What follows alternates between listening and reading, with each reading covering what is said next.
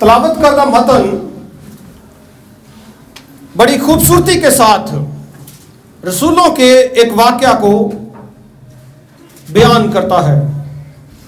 दो रसूल, एक मुकद्दस पतरस और दूसरा यूहन्ना, दुआ के वक्त यानी तीसरे पहर हैकल को जा रहे थे और लोग एक जन्म के लंगड़े को ला रहे थे जिसको हर रोज हैकल के उस दरवाजे पर बिठा देते थे जो खूबसूरत कहलाता है।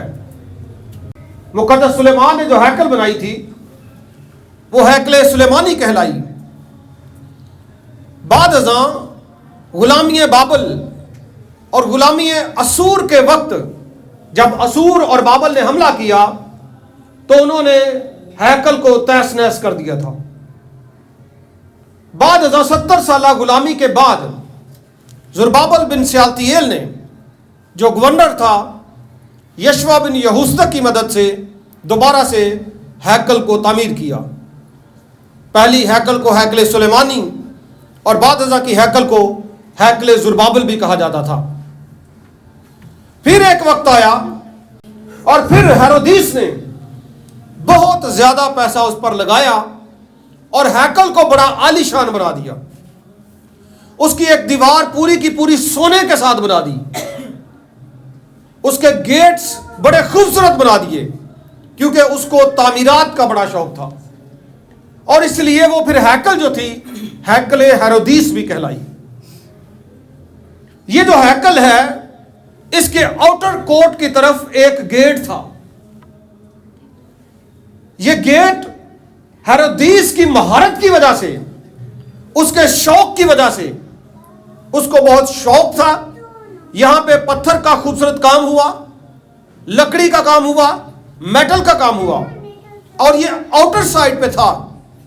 खूबसूरत तरीन गेट था, जहाज पे नजर था। आते जाते लोग इसको देखते थे और बड़ा खुश होते थे क्योंकि बहुत ही ज्यादा पैसा लगा था। और जो बैरूनी एरिया था उसने बड़ा खूबसूरत बनाया था। बाहर के गेट पर उसने एक बाज भी लगाया था जो रूमी सल्तनत की अलामत था।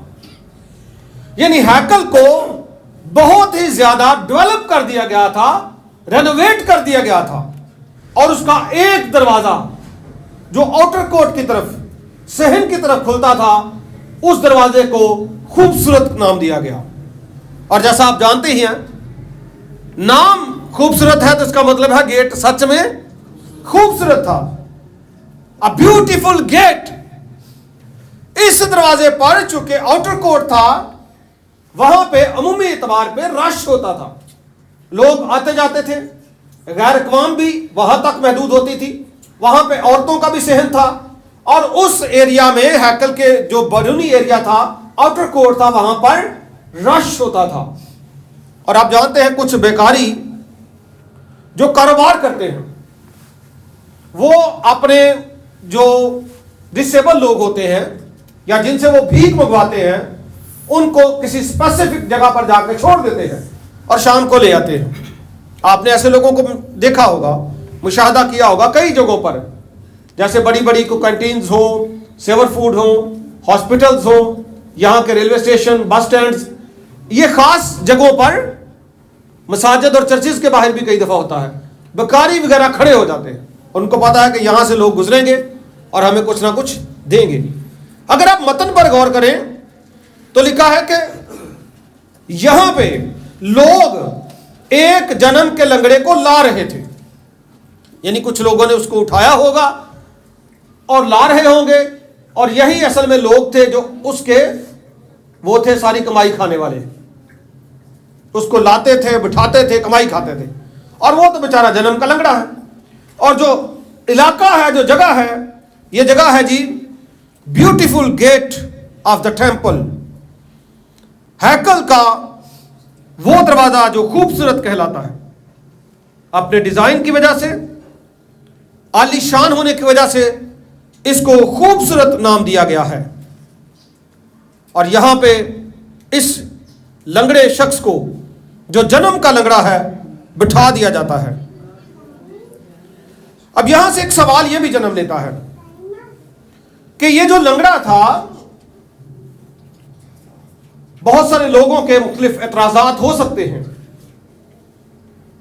कई केसेस ऐसे आए पिछले दिनों में, एक शादी हुई, रॉयल फैमिली की शादी उसको कह लें आप, मरियम नवाज शरीफ साहबा के साहबजादे की शादी हुई, और वहां पे मरियम की बहन का एक बेटा है, वो ज़हनी तौर पर माजूर है, स्पेशल बच्चा है, लेकिन उस बच्चे को उन्होंने वहां पे बड़ा प्रोटोकॉल दिया।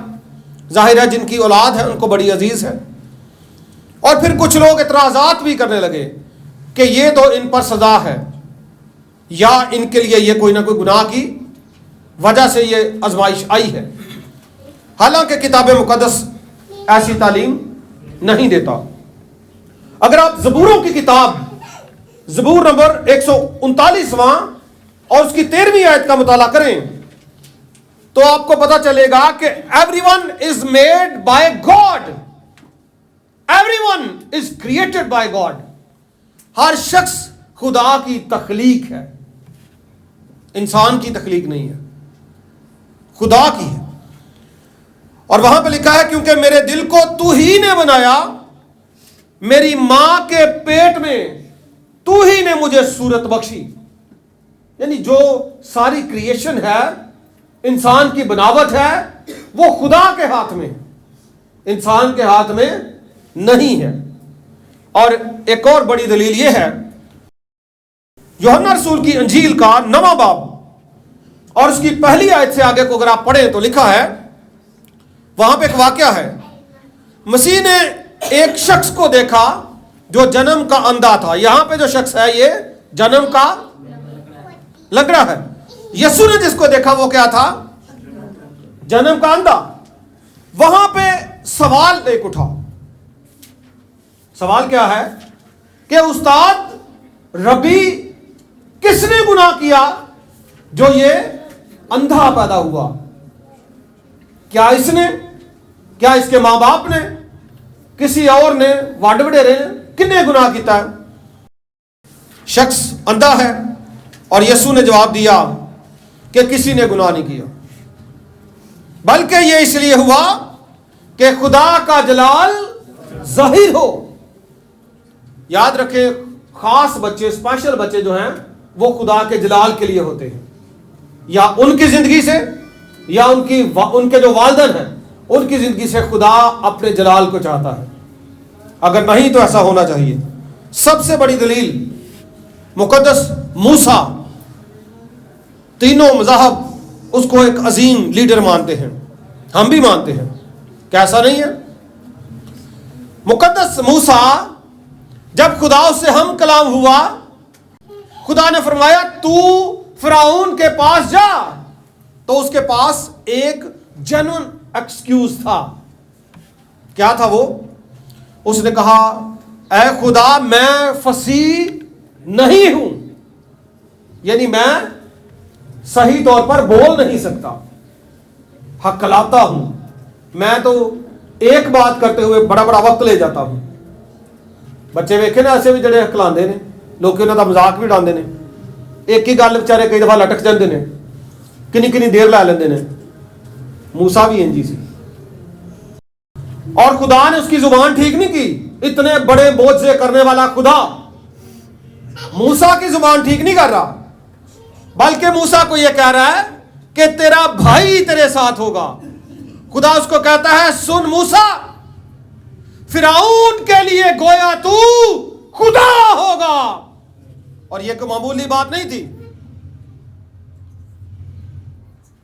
खास बच्चा है, डिसेबल है, जुबान सही वर्किंग नहीं कर रही, बोला नहीं जा रहा, लेकिन फिरौन जो उस वक्त देवता है, जो खुदा है, खुदा ये फरमा रहा है, जमीन पर वो अपने आप को देवता समझता था, गॉड का दर्जा रखते थे वो।